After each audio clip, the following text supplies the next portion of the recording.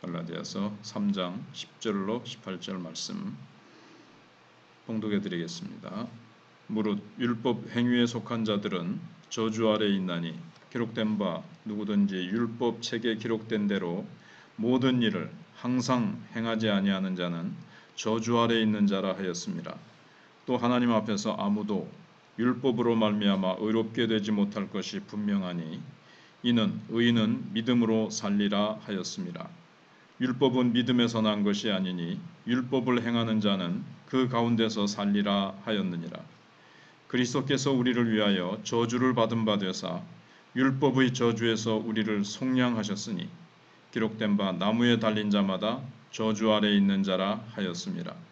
이는 그리스도 예수 안에서 아브라함의 복이 이방인에게 미치게 하고 또 우리로 하여금 믿음으로 말미암아 성령의 약속을 받게 하려 함이라. 형제들아, 내가 사람의 예대로 말하노니 사람의 언약이라도 정한 후에는 아무도 패하거나 더하거나 하지 못하느니라.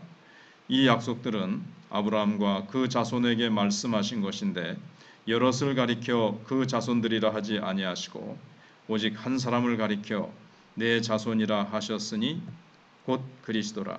내가 이것을 말하노니 하나님께서 미리 정하신 언약을 430년 후에 생긴 율법이 폐기하지 못하고 그 약속을 헛되게 하지 못하리라.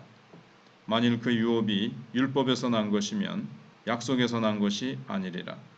그러나 하나님이 약속으로 말미암아 아브라함에게 주신 것이라. 아멘. 오늘 말씀을 보면 율법마저도 율법 준수로 우리가 의롭게 되는 것이 아니라 믿음으로 의롭다 함을 얻는다 하는 것을 입증하고 있습니다. 우리가 어떤 모르는 문제가 있으면 그 당사자에게 물어보면 쉽게 알 수 있는데 그렇게 하지 않고 온갖 상상을 하면서 시간을 허비할 때가 있습니다. 바울은 본문에서 직접 율법으로 구원 얻느냐 못 얻느냐 이 문제를 가지고 왈가왈부하지 말고 율법이 뭐라고 하느냐 이걸 통해서 우리가 우리 의롭다함을 받는 것은 율법의 행위가 아니라 믿음을 통해서라는 것을 이렇게 입증해보자 이렇게 하는 겁니다. 입증하고 있는 겁니다. 그래서 바울이 논리적으로 지금 증명을 하고 있는 것을 잘 따라가 보면 첫 번째로 율법으로는 안 된다라는 말을 하고 있습니다. 율법 자체가 성경 자체가 율법의 행위로는 의롭다함을 받을 수 없다라는 것을 말하고 있다는 거죠. 왜냐하면 율법에 보면 신명기라든가 신명기에 보면 율법을 완전히 지키지 못하면 저주 아래 있다라고 말하고 있는데 율법을 하나도 빼놓지 않고 그것도 항상 그래서 모든 것을 항상 다 지켜 행하지 않으면 그 하나라도 어긴 것 때문에 율법을 어기면 저주거든요. 그런데 아무도 이거를 다 지킬 수 있는 사람이 없습니다. 아무도 할 수 없는 것을 구원의 방법으로 성경이 제시할 리가 있겠느냐 이렇게 지금 바울이 말하고 있는 셈입니다. 그래서 항상 구원은 은혜요 선물입니다. 항상 가장 귀한 것은 선물로 거저 주어지죠. 우리의 생명 받아가지고 이 땅에 태어났습니다. 우리의 이 생명을 우리가 노력해서 우리가 만든 겁니까? 거저 태어나 보니까 이 생명이 값없이 주어졌습니다. 마찬가지로 하나님의 구원에 있어서는 우리가 믿음으로 화답하여 그냥 얻는 겁니다. 믿음이라는 것은 하나님의 선물을 받는 손이라고 이렇게 표현을 하죠. 그래서 하나님이 거저 주시는 이 구원이라는 은혜의 선물을 우리가 아멘 감사합니다 하고 받는 것입니다.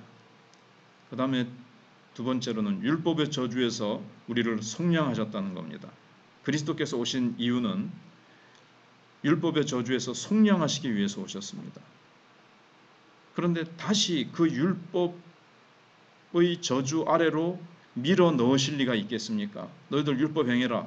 율법 행해야 구원받는다. 할례 행하고 율법 다 지켜 행해. 그래야 구원 얻는다. 아니 그걸 못해서 저주 아래에 있는 우리를 건져내시려고 오셨는데 다시 율법을 행해라. 의롭게 되리라. 이렇게 하실 리가 없다는 거예요. 특히 이방인들은 율법이 없는데 어떻게 율법을 지켜서 구원을 얻겠습니까? 그래서 아브라함의 언약은 이방인까지 언약의 복을 누리게 하려고 하는 거거든요. 근데 아브라함의 언약은 뭡니까? 아브라함이 하나님을 믿으니 이것을 의로 여기셨다 하는 말씀이 창세기 15장에 있고 또 17장에 있지 않습니까? 우선 15장 6절에 있죠. 그래서 하나님은 약속은 지켜진다는 겁니다. 왜냐하면 하나님은 율법보다 약속을 먼저 주셨습니다. 우리가 잘 아는 대로 15장에서 창세기 15장에서 믿음으로 의롭다함을 얻고 17장에서 할례를 행해라. 믿음에 대한 표징으로 할례를 받으라는 거죠. 그래서 사람의 유언을 고칠 수 없듯이 하나님의 언약도 고칠 수 없습니다. 뒤에 온 율법이 앞에 하나님이 하신 언약을 무효화시킬 수 없고 고칠 수 없다라는 겁니다. 그래서 하나님은 오늘 내 자손으로 말미암아 천하 만민이 구원을 얻으려 하는데 내 자손이 원문에 보면 한 단수로 되어 있습니다. 단수가 누구겠습니까? 바로 예수 그리스도라고 오늘 본문에서 사도 바울이 그렇게 구약 성경을 해석하고 있습니다. 그 한 자손 예수 그리스도께서 오셔서 율법의 저주를 대신 받으시면서 저주에서 우리를 건져내시고 예수 그리스도의 의를 우리에게 입혀주셔서 우리를 의롭게 하셨습니다. 그래서 하나님께서 율법을 주신 것은 그 율법을 지켜서 구원을 얻게 하기 위한 것이 아니었습니다. 도리어 예수님은 십자가의 죽음을 통해 율법의 저주에서 우리를 구원하러 오셨습니다. 처음부터 구원은 약속으로 주어진 거죠. 약속으로. 은혜로 주어진 것이죠. 믿음으로 얻게 하셨습니다. 그래서 율법 자체가 율법을 통한 구원은 할 수 없다라고 얘기해 주고 있습니다. 그래서 우리가 율법을 지켜 행할 수 없는 연약한 존재라는 것을 율법은 가르쳐 주고 율법은 그러므로 그리스도를 바라보게 하는 몽학 선생입니다. 율법을 지켜 행함으로 구원 얻을 수 없고 오직 우리를 위해서 십자가 지시고 부활하신 예수 그리스도를 믿는 믿음으로 구원을 얻는다라고 하는 그 구원의 자리로 우리를 인도해 주는 역할이 율법이고 이제 구원받고 나서는 이 율법은 하나님의 자녀답게 살아가게 하는 지침서가 되고 길이를 제시하는 것이 되는 겁니다. 기도하겠습니다. 하나님 감사합니다. 우리가 율법을 아무리 잘 지켜 행하려고 해도 우리는 실패하고 넘어지고 죄의 본성을 따라서 우리는 참 율법을 어기고야만은 안타까운 우리의 모습을 주님이 아시기에 독생자 예수 그리스도를 보내셔서 율법의 저주 아래 빠져있는 저희들을 건져내시고 구원하시고 이제는 십자가 위에서 우리가 그리스도와 함께 죽고 그리스도와 함께 다시 주님이 부활하실 때 함께 부활하여 주님이 내 안에 계시고 주님의 새 생명으로 살아가게 하심을 감사합니다. 하나님, 이 구원이 이 새 생명이 내 노력으로 내 행위로 얻은 것이 아니라 값없이 주님의 은혜로 주어졌기에 우리가 감사함으로 받고 이 거저 얻은 은혜의 선물인 구원을 늘 감격하고 찬송하고 또 사람들에게 자랑하며 살아가는 저희들 되기를 원합니다. 하나님께서 아직도 이 구원 얻는 자리로 나오지 못한 많은 하나님 모르는 자들, 하나님을 거부하는 자들에게 이 십자가의 비밀을 증거하고 이 은혜의 복음을 저들에게 전하게 해주시옵소서.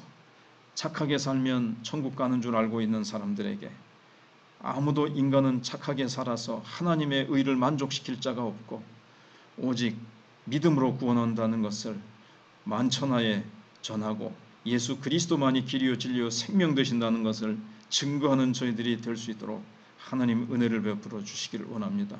우리 성도들부터 먼저 이 복음의 은혜에 감격하게 해 주시옵소서.